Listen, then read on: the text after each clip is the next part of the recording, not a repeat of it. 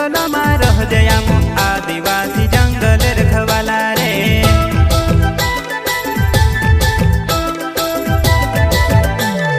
चल जंगल जमीन काजे पूजे रे आदिवासी दुनिया ने रखवाला रे। बाप देव खतरी काजे पूजे रे आदिवासी सबसे निराला रे।